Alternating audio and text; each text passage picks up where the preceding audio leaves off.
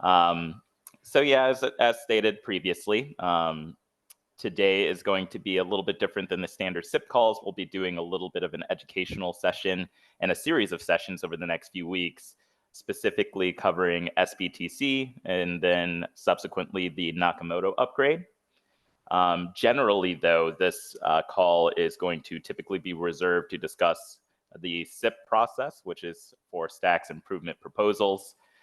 So if there are changes or improvements to Stacks, we would generally discuss that on this call, maybe have guest speakers that will go through their individual changes. But obviously with sBTC and Nakamoto being fairly large changes that are happening in the Stacks ecosystem, we wanted to make sure we dedicated some sessions specifically to those.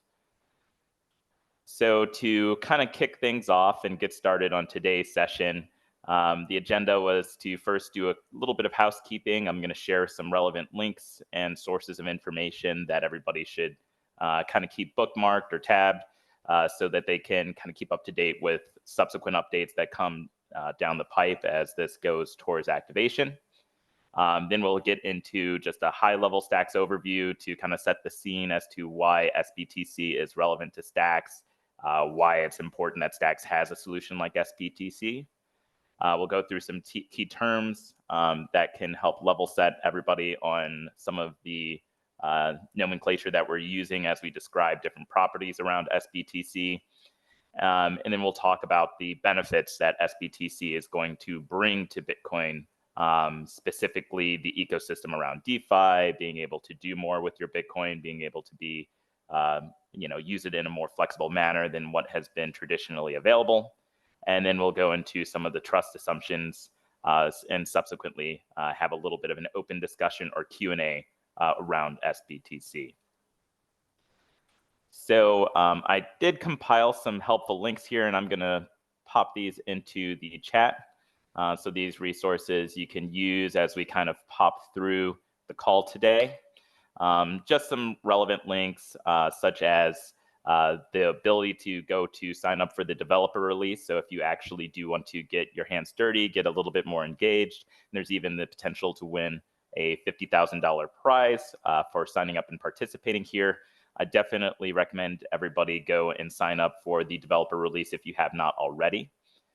In addition to that, we have some links here for just general information, such as the GitHub page for sBTC, if you'd like to see some of the code that's actually being produced, the actual white paper for sBTC. So if you would like to do a little bit more of a full deep dive and read it yourself, definitely recommend that. There's also a nice sBTC overview slide deck that is available on the sBTC tech site. I'll be borrowing some slides from that as we go through the overview today, and then kind of fleshing those out more fully, but it's definitely a great primer. And then I also recommend everybody subscribe to the bitcoinrights.com site, as that's going to be the place where you can get regular updates on sBTC. Those are posted about every week or so. So you'll be able to get lots of good details there. And then we also have the PR for sBTC itself that's recently been added to the StacksGov SIPs repository on GitHub. So if you would like to read the actual SIP itself and its most up-to-date implementation details, you can get those resources there. So we can kind of circle back to some of these links as we go through the presentation and talk through some of the various topics, but wanted to make sure everybody had those kind of at the ready. So first and foremost, we're all here specifically as we have an interest in Stacks and specifically what Stacks can bring to Bitcoin. But just kind of taking a step back and looking at Stacks holistically, Stacks does enable smart contract capabilities to Bitcoin through an additional layer. And this allows Stacks to provide a lot of utility to the Bitcoin ecosystem. Things like NFTs, DeFi, smart contracts of all sorts are now enabled within the Stacks ecosystem. And we really wanted to be able to bring that to the Bitcoin ecosystem, and sBTC is really just an extension of that. As a big part of the Stacks blockchain, it also does have its own unique consensus mechanism called proof of transfer, which is a method of rewarding those that are stacking on the Stacks blockchain with native Bitcoin. And this is going to be a key dynamic for the economic incentives of sBTC as well, that we'll be stepping through as well. And then the idea is really just to extend a lot of the core ethos and goals of Bitcoin itself. So really helping to build out the decentralized internet, both from financial applications as well as other things such as NFTs and even some just generalized decentralized apps. That is something that Stacks really aims to bring, and sBTC is going to be an important piece of that puzzle. And by enabling these additional features on Stacks, it really does help to kind of strengthen the long-term utility of Bitcoin itself. And that's something that through the enabling of sBTC, we think it's really going to take Bitcoin to that next level.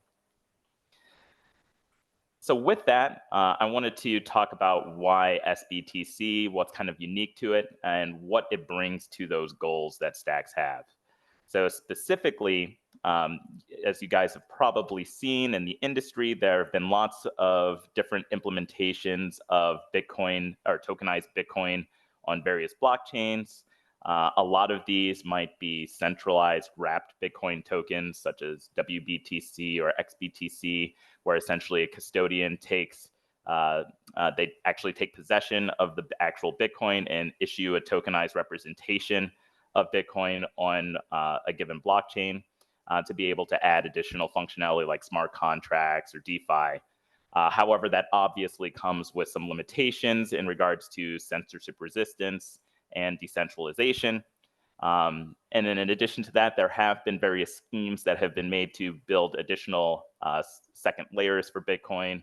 But usually those do boil down to utilizing federated multi-sig solutions to be able to secure the actual peg-ins and peg-outs of Bitcoin between those various layers. So sBTC aims to resolve a lot of these issues by taking advantage of some of the unique characteristics of Stacks and its relationship to Bitcoin. Specifically, the fact that there is the Stacks token, which provides its own economic incentives, and there is the rewards that are paid to stackers in the form of Bitcoin. We can leverage that to align these stackers to help secure the peg-in and peg-out requests for sBTC, moving back and forth between Bitcoin L1 and the Stacks layer, by making sure that the stackers are incentivized to act honestly with those peg-in and peg-out requests, so we can actually decentralize the signing for those peg-ins and peg-outs without having to rely on trusted individuals to process all of those Bitcoin transactions back and forth. So this gives us some really big benefits. It's going to be much cheaper, as there's not going to be additional fees that have to pass on to a custodian to manage the system. You're going to be able to inherit a lot of the same security mechanisms of Bitcoin as we are using native Bitcoin technologies, such as pay-to-tap root addresses, Schnorr signatures, and things like that to be able to secure the peg-in and peg-out requests. And then you also get all of the benefits that Clarity brings for smart contracting to be able to enable actually using Bitcoin within this decentralized applications, all with a permissionless setup. So this is really what sBTC aims to bring. There's definitely lots of advantages to going with this route versus going with the traditional centralized tokenized version of Bitcoin on these chains. So this should be much more friendly and compatible with the ethos of Bitcoiners generally. So as we kind of go into sBTC, it is useful to kind of define some terms that you'll probably be hearing quite a bit as we discuss how sBTC works. So first and foremost, there is going to be distributed key generation, which is going to be essentially what's used to make sure that all of the signers have the ability to control the movement of Bitcoin back and forth between the various layers and sign the peg-in and peg-out requests without it being a predetermined set of signers that are selected. It's instead essentially a randomized group of the stackers that are within the Stacks blockchain that are actually securing the Stacks blocks itself, or essentially approving or validating the Stacks blocks. They will be essentially the ones that are going to be signing the peg-in and peg-out requests. It's going to be using technology that is largely based on the Frost threshold signatures algorithm. So that protocol is going to be, we have a modified version of it that I have kind of a definition on the next slide. But this is going to be the underlying technology that will be largely used for providing those threshold signatures. StackerDB is going to be a communication layer that is very much used in this process to help the stackers actually coordinate for doing these signing steps. So it helps enable the sBTC system to actually function by storing that key information around the DKG process. Pay to taproot is actually the address type that has to be used for sBTC. So with some of the upgrades that have happened recently with stacks to be able to support taproot addresses, that was actually critical for sBTC, and some of the sBTC development actually does require some of the new capabilities that were introduced in taproot.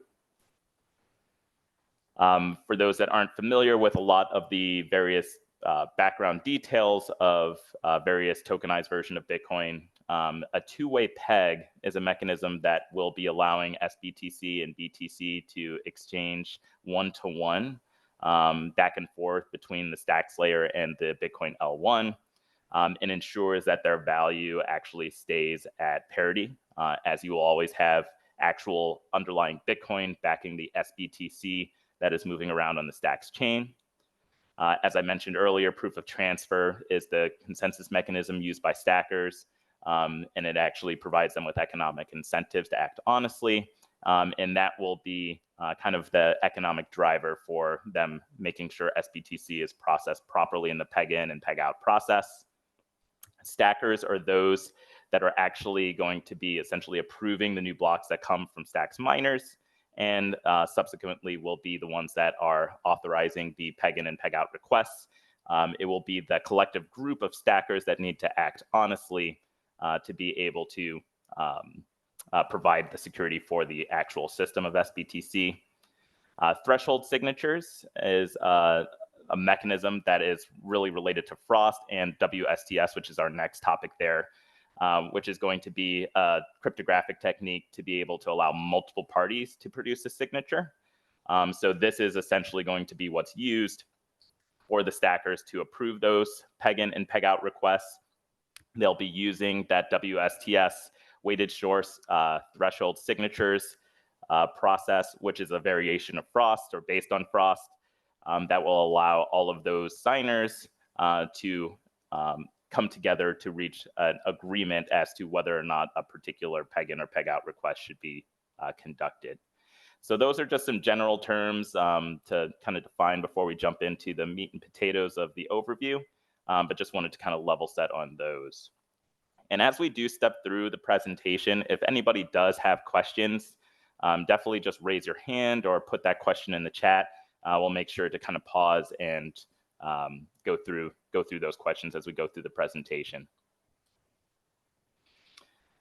So to go through some of the particular properties of sBTC in this case, it is something that has an open membership.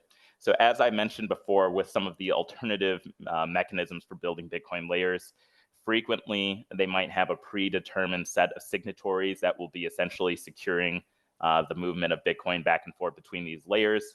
And that was something that with sBTC was an inherent design goal to avoid by making sure we had open membership so that it remained permissionless. There wasn't any particular entities that had to be trusted in the process. So there is no custodians. There's not third-party oracles that are going to be relied upon to be able to actually participate in the sBTC process. It is also going to be economically efficient, again, due to the economic incentives of having the stacks token and stackers being rewarded in native Bitcoin. This does allow us to avoid a lot of the fees that traditional peg solutions are going to have as part of their system. In addition to this, one of the great things about sBTC is once it is on the Stacks blockchain in that form, it is just a standard SIP10 token. So you can imagine all of the standard functionality that you would imagine for any general fungible token on the Stacks blockchain.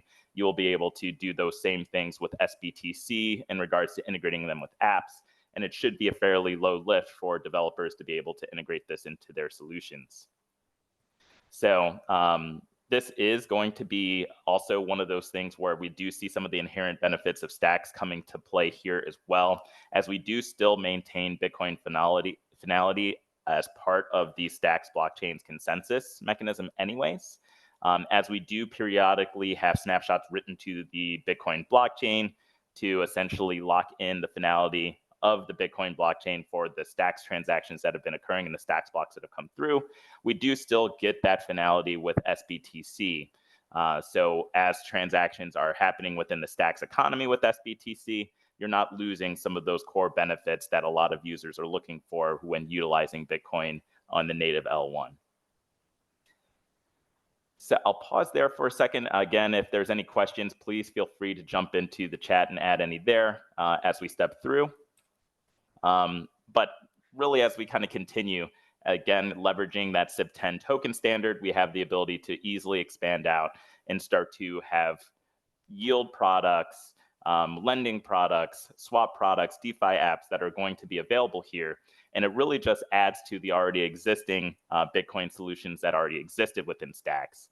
As there are other methods that are available today for you to use, be it through things like discrete log contracts to be able to lock up Bitcoin on the L1 and make some sort of contractual decision using an oracle to be able to determine the outcome of that discrete log contract. Again, that's very different than a tokenized representation.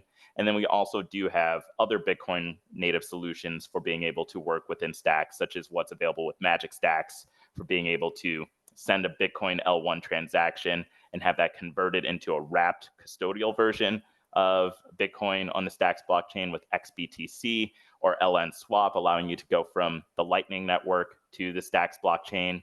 But none of those provide that true representation with a two-way peg with Bitcoin in a trustless manner. And that's really where sBTC can be fairly transformative. So to talk quickly about just the high level of how this is going to work, really when a user decides they want to peg in sBTC or to produce sBTC on the Stacks blockchain, the user will send their L1 Bitcoin to a wallet address that is essentially controlled by the group of signatories or the stackers that are going to be approving the minting process of sBTC. So as that Bitcoin transaction comes through, there's essentially going to be some additional data in the op return that will link it to a particular Stacks address that that user should be receiving their sBTC on. The Stacks nodes are going to be reading those Bitcoin blocks, so it'll be having that ability, again, using just the native Stacks protocol to be able to read the L1 blockchain and derive that information. From that point forward, the stackers will together as a group decide whether or not this looks like a valid transaction. It looks like it should be producing sBTC according to the rules of the system. If it does pass a 70% threshold of signatories, they will essentially approve that request, and there will be sBTC minted that will be sent to that user's wallet. And that opens up that user to be able to do whatever mechanisms they want to use that sBTC for, whether that's DeFi apps to purchase NFTs, take loans, whatever it might be. They now are unlocking all those new benefits that you get from smart contracts with their Bitcoin, all without having to trust any individual party, all with the permissionlessness of them being able to do this transaction whenever they choose, and without any of those risks of having to worry about censorship happening on their particular transaction due to someone maybe not approving of that given transaction.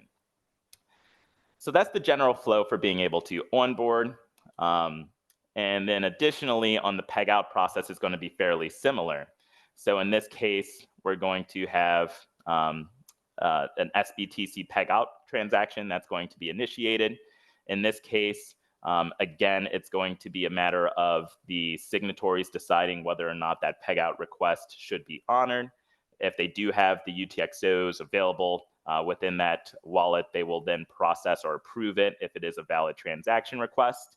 and then that Bitcoin will be released to that subsequent user's wallet, and then the sBTC burned after that transaction is finalized. So from both ends of the spectrum, this is where we get that two-way peg, where users are able to, on demand, as they see fit, move back and forth between the L1 and the L2 or stacks, in this case, to be able to use Bitcoin in whatever form they want, without having to, again, worry about any of those censorship restrictions. Now, one thing I did want to cover, as it did come up in the most recent SIP that was proposed, is, as you see here, kind of some previous language was specifically talking to the liveness ratio. I believe this is actually no longer necessarily being utilized. Jude, and this might be a question that Jude might be able to help out a little bit with. I did see that at first it's going to instead be a limit on the number of sBTC that can be minted. That would later be raised, but essentially it's more up to the stackers remaining honest as a collective. That will be the determining factor for the amount of sBTC that could be minted. Is that correct? Yes, that's correct. The stackers decide what the limit is. It will start out small just to make sure that, if there's any sort of early catastrophe that happens, it's not going to create a humongous, catastrophic industry-ending loss of funds or anything like that. Stackers will be able to remove that limit later on via a collectively signed contract call transaction. So once 70% of stackers agree that it can be raised, they can do so. Perfect. Yep. No, that makes a ton of sense. So with that in mind, I will take a quick sidebar here to share the actual SIP as it is drafted today. So I definitely, again, recommend people, if they are interested in sBTC, especially if you're a developer that's looking to develop on top of it and would like to know more about the system, you can read through the SIP that gives you more details on the implementation details as they stand right now. And specifically, it'll walk you through in more detail the peg in and peg out process. We'll be going through this in the subsequent sessions in weeks to come. So you'll be able to get a little bit more detail, or we'll help walk you through some of the details of how these peg in and peg out requests are honored and some of the implications of that, especially as this relates to even some failure scenarios that will subsequently be even further defined in coming SIPs. But this does give you a really good deep dive into specifically how the system works, if you would like to interact with it at a deeper level, or at least just understand how it functions. So definitely recommend people give that a read if you're curious about the details. So to hop back here. Again, as I kind of mentioned before, one of the big aspects of sBTC versus other tokenized versions of Bitcoin is going to be the trustlessness of it all. So essentially being able to maintain that peg, being able to make sure sBTC is always backed by actual Bitcoin without having to trust any individual person. There is always a lot of debate about what actually constitutes trustlessness, and depending upon that particular individual's usage of the word, people might have different criteria that they would like it to meet. But essentially, this slide is really just to outline, kind of what's meant by trustlessness in this case, as we do have this decentralized group of incentivized signers that will be processing these transactions, not any pre-selected group. There's no requirements for you to be able to participate in this process outside of you just being a stacker. So there's no kind of restrictions in that regard. It's open membership, and there's not that custodial relationship. Instead, it's just that decentralized group of signers maintaining that threshold signature wallet that will be essentially being the custodian of those funds while you're using sBTC on the stacks layer. So I will kind of pause there, kind of open it up for some questions, and then subsequently go into some of the other resources that are available for you guys. I do think that, kind of again, the purpose of this particular call was just to kind of give a brief introduction to the sBTC system, and then we'll go into more depth in subsequent sessions.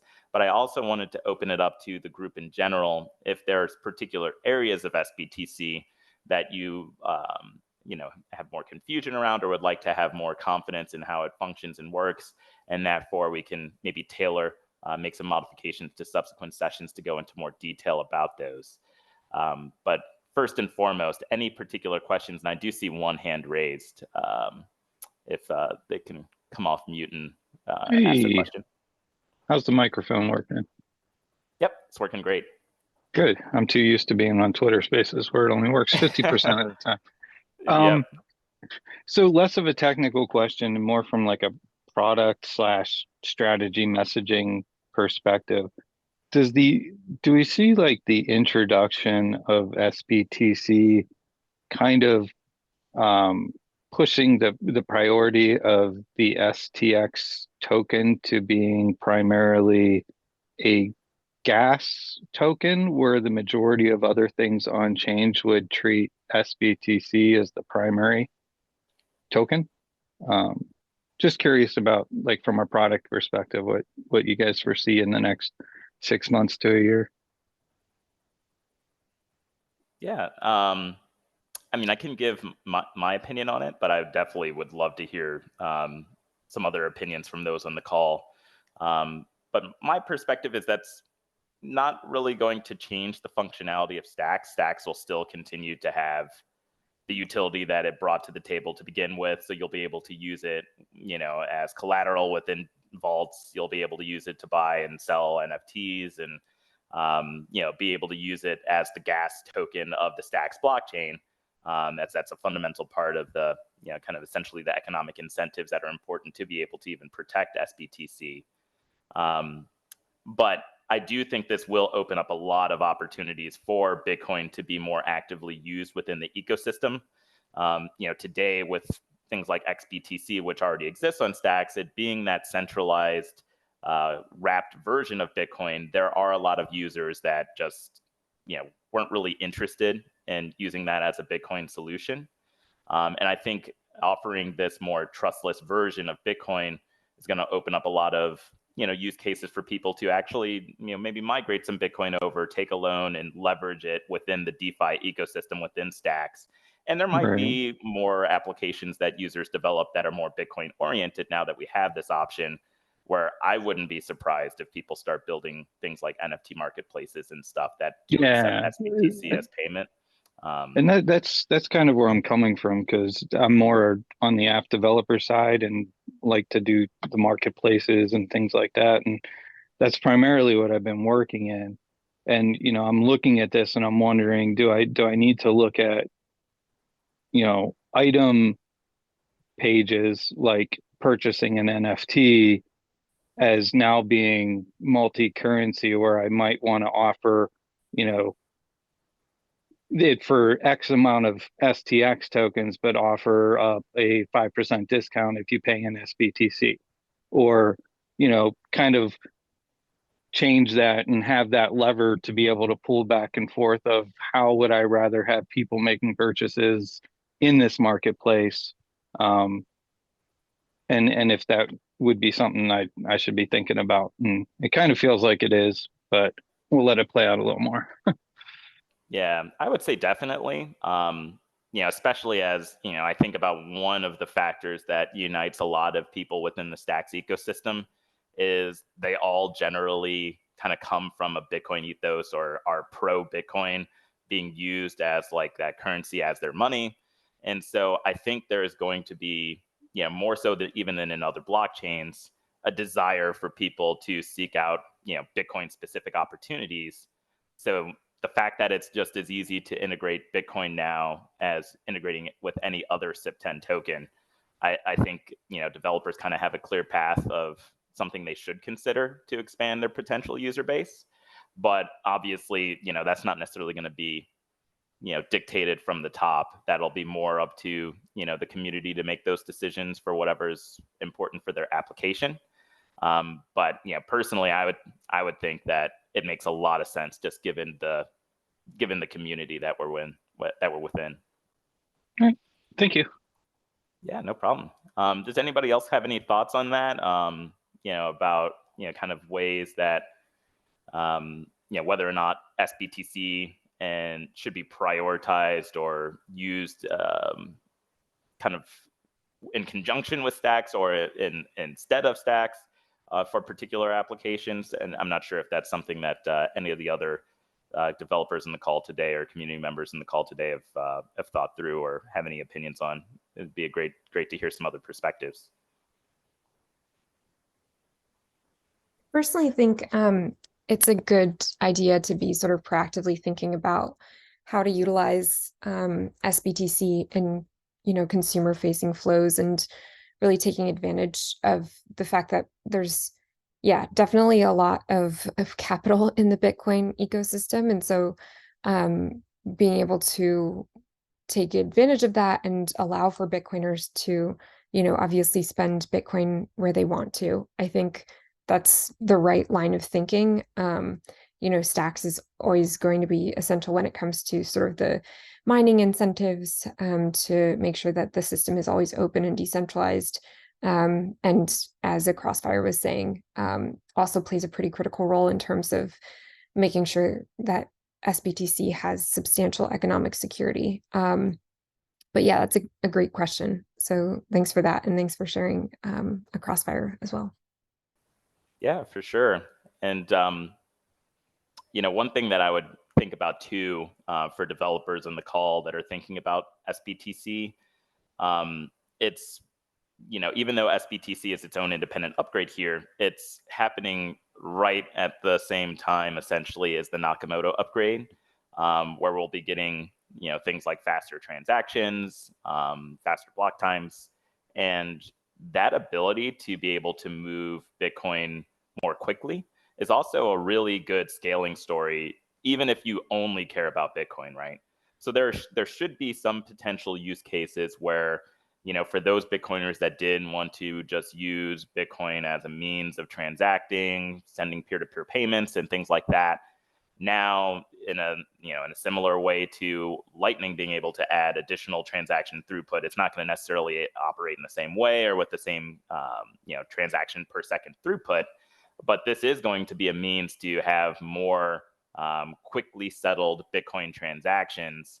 And in and of itself, that should be something that's motivational for a lot of people that use the Bitcoin economy, even if they don't really care a ton about Stacks, at least at this point. So having those kinds of solutions available to people, I think, is also compelling. And when you're combining it with that Nakamoto release, that's why it's a pretty big deal that we have both those innovations happening at the same time. No, I'm incredibly excited. I think having both of these things drop right around the same time as the halving, and yeah, I'm very excited.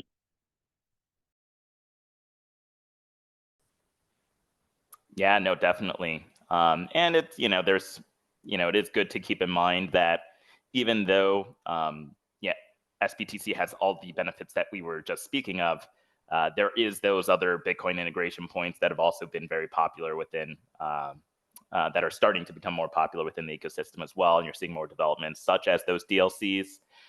And those will have a place within the ecosystem as well, with particular use cases and their own sets of drawbacks as well.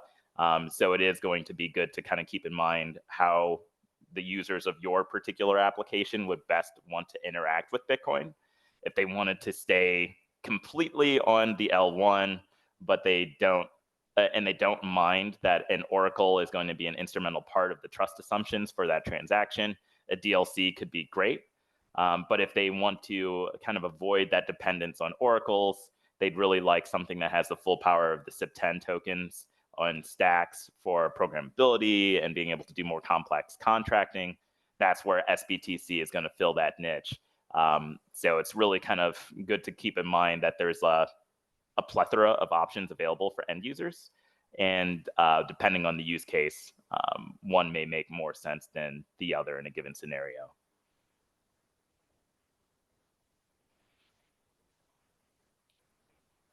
Great. So to kind of hop through some of the resources that I had kind of mentioned earlier, first and foremost, if you haven't already, definitely get registered at the sbtc.tech developer release. This is where, again, that you can get registered all the way through to October 11th. you can go ahead and get signed up. And again, there is that prize pool for $50,000 if you haven't already signed up. That could be very compelling if you are interested in giving it a test drive. And then in addition to that, I did also want to point out again the white paper itself. I think, kind of going through this, I tried to kind of lay out some of the incentives for why you might want to use sBTC. But I think the white paper does a much better job of kind of explaining the full story behind it, why this is designed in the way that it is, and the implications for it. So obviously, there's just like the Bitcoin white paper. The sBTC white paper is kind of one of the best places to go to get a full comprehensive picture of things. And then also for our developer minded out here, definitely make sure to check out the actual sBTC code repo as well. You'll see active development going on there where you can kind of quickly get up to speed on how this is being implemented. So definitely recommend that.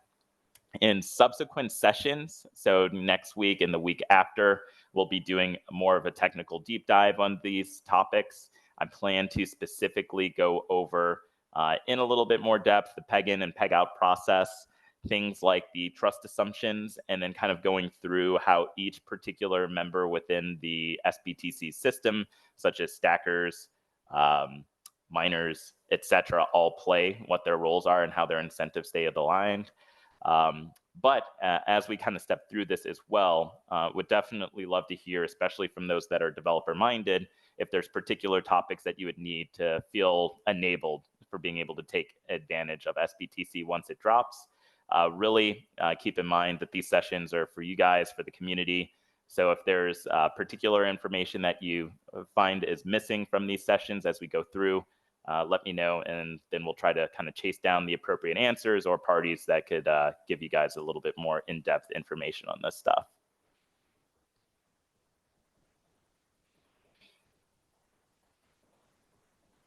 Great. Let's see. Does anybody have any other kind of questions or comments about sBTC based on what we kind of ran through today?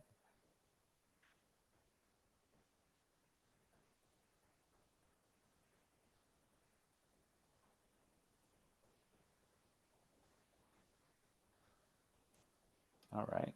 Well, kind of outside of that, I would just definitely kind of recommend everybody keep an eye on the StacksGov SIP repository in general for the new SIPs that are coming across the pipe and improvements to Stacks. sBTC and Nakamoto SIPs are live now, so you can start reviewing some of that as well for Nakamoto and the upgrade and what the implications are there. So definitely kind of recommend you keep tabs on that, as well as, again, subscribe to the bitcoinrights.com newsletter so you can get weekly updates on sBTC as we step through. But with that, that's really the content I had prepared for today. So if there's not other questions, I'll kind of like leave a few moments here for people to kind of chime in if they have other comments or questions, concerns they have. But if not, then that's the content we had prepared for today.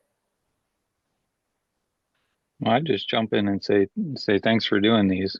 Having the guided tours every Friday has been super helpful and a nice place to know I can come if I have questions.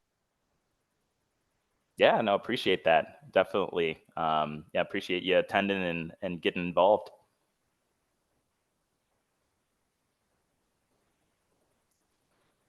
Awesome, guys. Well, we'll reconvene next week. We'll do a little bit of a deeper dive, and we'll continue these sessions. So encourage everybody to come back next week. If you do know developers or just community members that would like to know more, please share the word so that more people can get informed.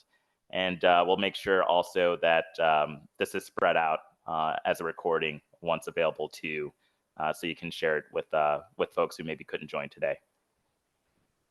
Thanks across. I also want to mention these sessions are part of a broader education campaign that we're leading to make sure that the community is as educated and informed about Nakamoto and sBTC as possible. You probably already figure that out from these sessions that we're doing. But in addition to these weekly sessions, we're going to be distributing a survey to measure people's understanding of the proposed changes, and we'll make it fun.